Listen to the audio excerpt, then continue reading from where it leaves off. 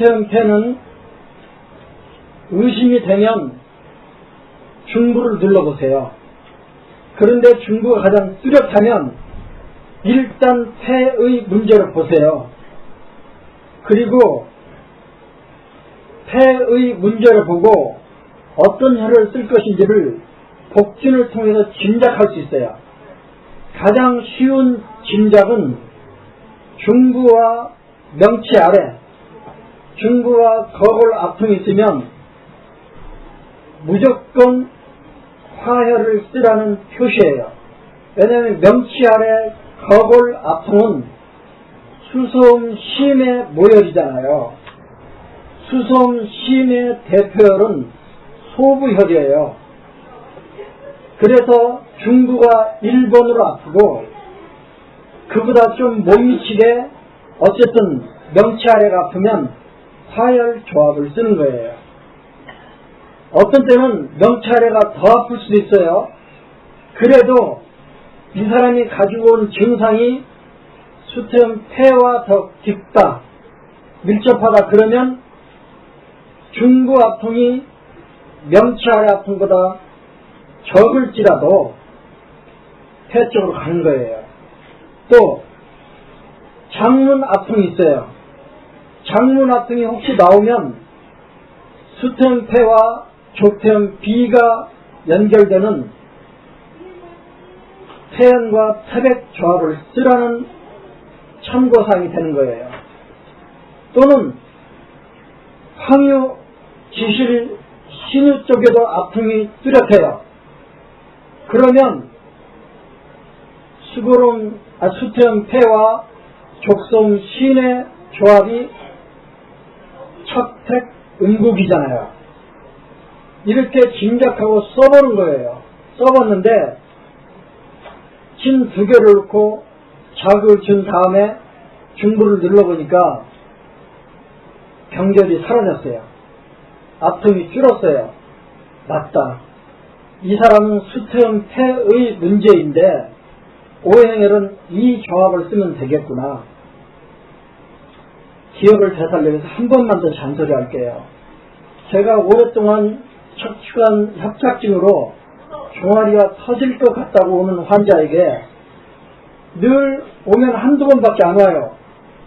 그런데 왜 안 와요? 그러면 괜찮아져서 안 온다는 거예요. 그럼 또 몇 달 있으면 또 와요. 똑같은 증상으로 와요. 그때마다 비록 병원에서 척추관 협착이라고 말했지만 늘 종아리가 터질 것 같다고 왔지만 소양인으로 보여서 일단 신정적을 썼어요.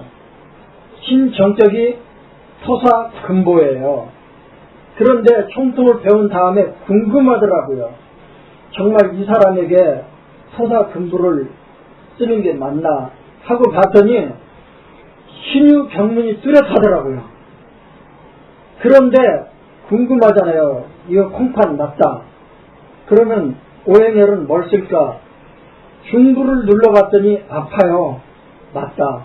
이거는 수소음, 족소음 신과 수태형 폐의 조합이구나. 그래서 복류 경거를 쓰라는 참고사항이구나. 또 봤어요. 궁금해서 만져보니까 장문도 좀 아프더라고요. 그러면 족소음 신과 족태형 B가 어디서 연결이 되나 봤더니 태백으로 조합이 이루어지더라고요. 정말 저는 그 환자를 보고 너무 신기했어요.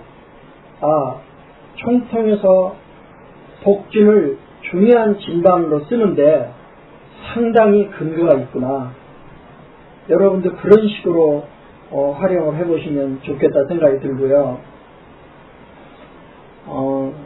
수태형 태경의 오행혈은 소상, 어제, 태연, 경거, 척택이에요. 소상혈은 먹고 체했을 때 우리 조상들이 대대로 물려준 비방, 네 새끼가 먹고 체했다고 명치 아래가 아프다 그러면서 뒹굴뒹굴 하면 엄지손가락에서 고무줄 실로 감아놓고 부풀게 만들어서 피를 뽑아주는 자리가 있잖아요. 그게 소상이에요. 소상 반대쪽은 노상이에요. 이지 쪽. 소상과 노상에서 손톱 위로 올라가면 그게 중상이에요. 이 세 군데를 다 따도 되고, 어떤 사람은 중상만 따는 사람도 있고, 그렇지만 소상을 인정사정 보지 말고 푹 찔러서 90도 돌려서 3, 4초 멈칫하다가 빼요. 그러면 침구멍이 크게 날 거 아니에요. 한 번 더. 란셋 그 침을 소상을 쿡 실로 감아서, 엄지를 실로 감아서 부풀게 만들어서 소상을 푹 찔러요. 찔러자마자 바로 빼지 말고 잠깐 3, 4초 멈칫하고 있다가 90도 돌려요. 돌려서 비틀면서 떼요. 그러면 피가 잘 나오고요. 피가 나오기 시작하면 엄지 번절 쪽에서 손톱 끝쪽으로 꾹꾹 눌러서 짜줘야 돼요. 언제까지? 검은 피가 끝나고 붉은 피가 보일 때까지 꾹꾹 짜주는 게 방혈이에요. 이거는 감기 들어서 열이 펄펄 날 때도, 편도선이 부었을 때도, 인후가 부었을 때도 열을 빼주는 특효혈이고요. 명치 아래에 체해서 답답해서 뒹굴 때도 쓰는 처방이에요. 그러니까 감기로 열이 펄펄 날 때, 먹고 체해서 애들이 밤에 열이 펄펄 날 때, 그 다음에 중풍으로 쓰러지기 전에 무슨 일이 있었나요? 물어보니까 먹고 체했다고. 아니면 명치 아래를 눌러보니까 뚜렷하게 아프다고. 그러면 소상열, 방열이에요. 그런 용도로 쓰고요. 어제열은 한열 탄차가 있을 때 쓰는 거고요. 태연혈이 문제인데, 태연혈은 태연 태백 조합이잖아요. 이거는 어떤 의미가 있냐면, 비가 수곡 정리로부터 흡수한 영양 물질을 폐로 보내주면 폐가 그것을 받아서 호흡을 통해서 받아들이는 산소와 합해가지고 비가 올려준 영양 물질에 밖에서 받아들이는 산소가 합해진 기를 종기라 그래요. 그러면 태연, 태백 조합은 언제 쓰느냐? 폐가 간직하고 있는 재산인 종기가 부족해지면 쓰는 조합이에요. 네 번째, 경거혈인데, 경거혈은 수태음 폐의 대표혈이기 때문에 잘 쓰여지지 않아요. 그래서 건너뛰고, 다른 장부의 수습 정체 또는 담음을 치료할 때 쓰는 용도로 쓰여지고요. 다섯 번째, 척택이라는 혈은 수혈이에요. 수혈은 음곡 척택이라는 조합으로 쓰여지는데 어느 때 쓰느냐? 엽기 이설에 써요. 또 하나, 수액 편차가 생겼을 때 써요. 그러면 수액 편차는 여러분들이 이해가 쉬워요. 하여간 폐에 음이 부족할 때 또는 수습이 넘칠 때 수액 편차를 조절하는 척택 음곡을 쓰고요. 그 다음에 엽기가 중요해요. 이해를 꼭 이해해 주세요. 우리 장부는 그